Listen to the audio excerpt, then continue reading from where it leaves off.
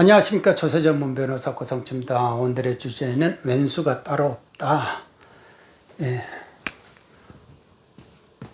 자녀를 말을 하는 겁니다. 자식.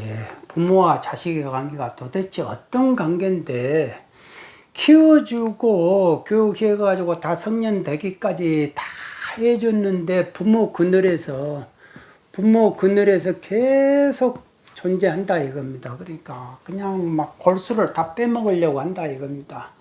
그러니까 여기까지 해가지고 성년 다 되고 까지 했는데 여기까지 교육을 다 시켜줬는데 그 다음에 또 결혼을 한대요. 결혼을 하니까 또 결혼을 하면 아파트 하나 사줘야 되잖아. 아파트 사줬다 이거 재력이 있으니까 부모가 재력이 있으니까 사줬지. 재력이 있는데도 안 사주면 또 원망 듣잖아요. 그러니까 사줬다 이거예요.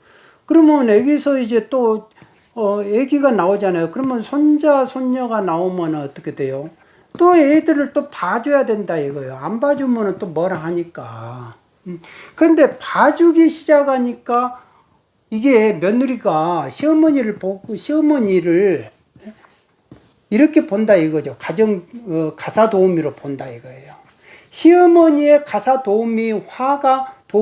화가 진행이 되더라 이거예요. 그러니까 나중에 보면 시어머니가 이것 봐라 이렇게 된다 이거. 며느리가 말하는 투라든지 행동하는 거지가 시어머니를 이제 가사 도우미로 만들어 그렇게 취급한다 이거예요.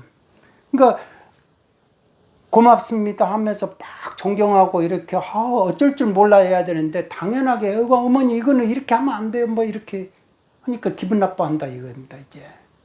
그러니까 야 이게 대학교만 다 끝내고 취직하면 끝난 줄 알았더니 또 결혼하면은 뭐 해줘야 되지 또 그걸로 해가지고 다 끝난 줄 알았더니 또 손자 손녀를 다 또 돌봐줘야 되니 이게 도대체 부모의 책임이 어디까지냐 라는 걸 또 하소연하더라고요.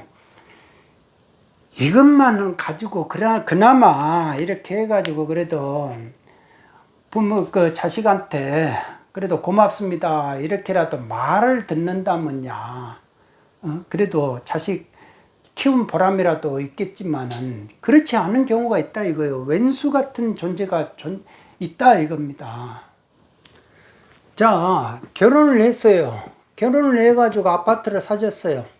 아파트를 사줬는데 불과 3년 만에 미국으로 이민 가버리는 거예요. 상의도 없이 그냥 몰래. 이민 가가지고 여기에서 스트레스를 받는 거예요. 스트레스를 받아가지고 그냥 없던 당뇨병이 생기는 거예요. 이런 상태에서 5년 동안 이 5년 동안에 계속 유학 비용을 보내주는 겁니다. 생활비를 보내주고 또 그러니까 재력이 상당히 있었던 것 같아요. 부모한테 재력이 있으니까 이렇게 해서 살고 그런데 여기서 이제 성공을 하면 되는데 미국에서 정착을 하고 제도권 내에 들어가면 얼마나 좋겠어요. 있는 재산이라도 더 줘가지고 성공해라 이렇게 하겠는데 거기 가서 연애를 해가지고 연애를 하다 보니까 또 바람이 난 거예요.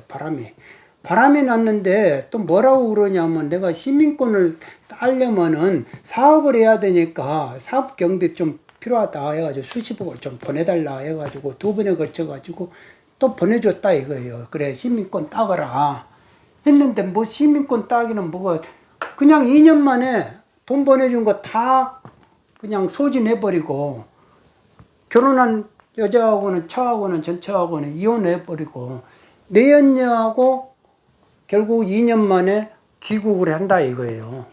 귀국을 하니까 또 부모 재산에 집에 얹혀가지고 사니까 그 꼴 보기 싫으니까 그래 내가 이거 어차피 줄 거 미리 준다 해가지고 상가주택을 5층짜리 상가주택을 준다 이거예요. 그러니까 내 언니하고 같이 와가지고 이 5층에서 같이 사는 거야 아들은. 그리고 내 언니를 임신을 시켜 놓으니까 뭐라고 내쫓기도 그러고 그렇게 살았는데 이 아들이 이제부터는 욕심을 부리기 시작하는 거예요. 부모 재산을 내 걸로 만든다. 내 걸로 만드는 이제 작업이 들어가더라 이거예요. 왜냐하면은 이 내연녀 이름으로 내연녀가 가등기 권자가 돼가지고 마치 이제 자기가 무슨 채무가 있는 것처럼 해가지고 이 내연녀 이름으로 가등기 권자 돼가지고 가등기가 여기에다가 건물에다가 설정이 되는 거예요. 그러니까 이런 걸 보니까 뭔가 불안한 거예요. 불안한 거다 이겁니다.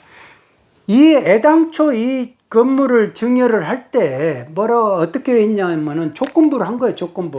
조건부를 해가지고 절대 내가 살아생전에는 네가 이거 소유권자로서 처분권이라든지 관리권 이런 거를 행사하지 마라. 그러니까 누구한테 네가 함부로 전세 주지도 말고 이 상가 그 임대차를 네가 하지 말고 뭐든지 부모가 알아서 한다 이거예요. 그러니까 너는 그냥 명의만 네 거다.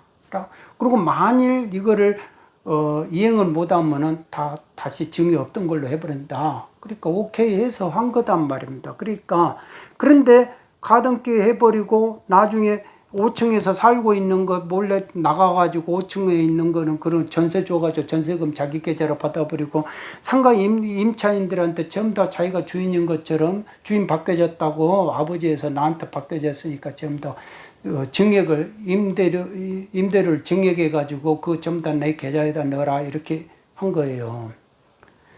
그러니까 아버지가 나중에 그 사실을 알고 뭔가가 이제 뭔가가 이제 이 재산 뺏기겠다 생각한 거예요. 그래서 이제 애기에다가 처분금지 가처분하면서 가등기 원인무효 소송을 하고 이렇게 한 거예요. 하니까 이 자식이 이제 본색을 딱 나타낸다 이거. 자기 본색을 나타낸다 이겁니다. 본색을 뭐라고 하냐면은 아버지를 사문서 위조로 고소를 한 거예요.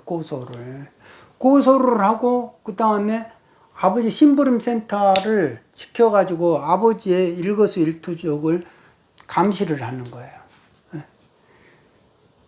그렇게까지 되니까 이제 아버지 입장에서도 웬만하면 용서하고 웬만하면 포용해가지고 개가천선을 바랬는데 이게 안 되는 거예요. 그래서 이 증여한 거 무효다 해가지고 원인무효 소송을 해가지고 소송을 한 겁니다.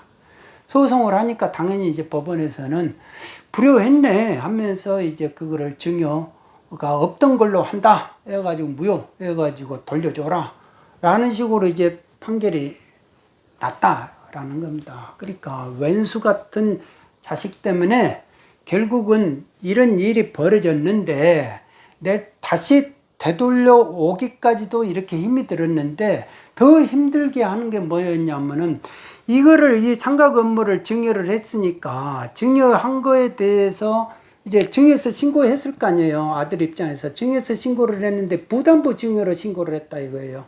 이 상가의 임차인들의 임대 보증금 있잖아요. 보증금을 이제 전부 다가 부담부로 채무로 해가지고 신고를 했는데 가령 이게 10억인데 이거를 그냥 20억이든지 30억으로 이렇게 부풀려가지고 신고를 해버렸다 이겁니다. 그래가지고 증여세는 적게 냈는데 나중에 언제 들키냐. 이 소송을 통해 가지고 판결이 이루어지잖아요. 그러니까 이 판결의 사실을 국세청이 그때서야 이제 알게 된 거예요. 나중에 한참 후에. 그러면 이것 봐라 하면서 어떻게 됩니까? 이제 증여세 세무조사가 나가는 거죠.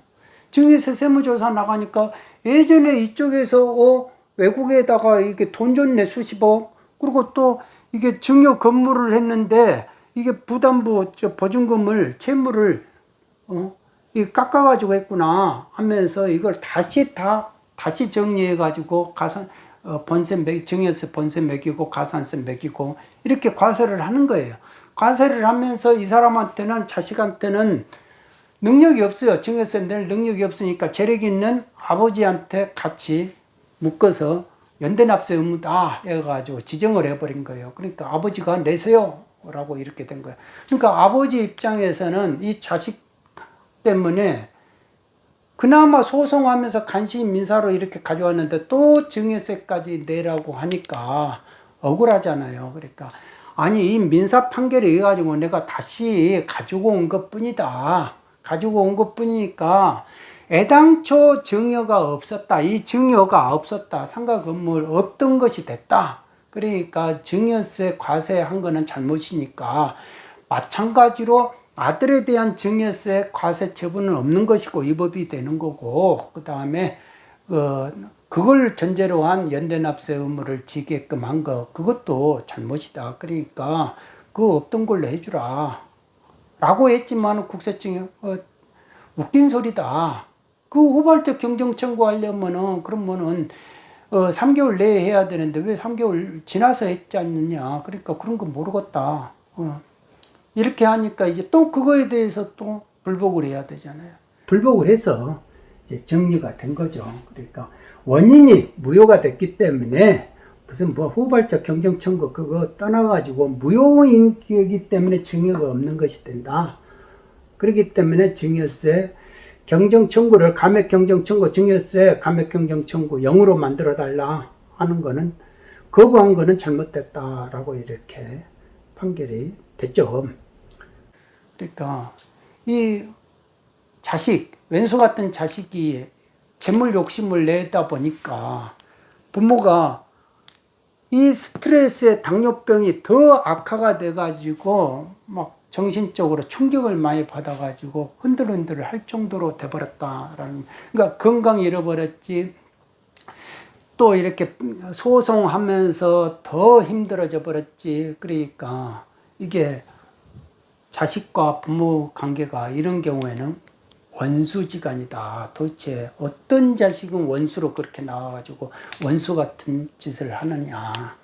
참 그런 게 채권자, 채무자 관계로도 이렇게 알 수도 없고 설명하기도 어렵고, 전생에 진짜로 있어가지고 원한을 품고 자식으로 보복하려고 복수하려고 자식으로 태어나는 건가, 그런 거를 생각해 볼 의문을 가지게 하는 그런 사건들이다라는 겁니다. 이런 사건들이 실제 벌어지고 있다라는 겁니다. 그리고 배운 사람들이 그렇게 현대판 고려장을 한다잖아요. 그러니까 교수, 직업이 교수들이고 뭐 배운 사람들인데 부모 모시고 가가지고 제주도 관광 가자고 가가지고 거기다가 놔두고 그냥 본인들은 미국 갑니다 하잖아요.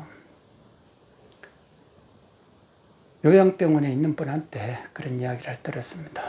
오늘은 여기까지 하겠습니다. 구독자 여러분 모두 건강하시기 바랍니다. 감사합니다.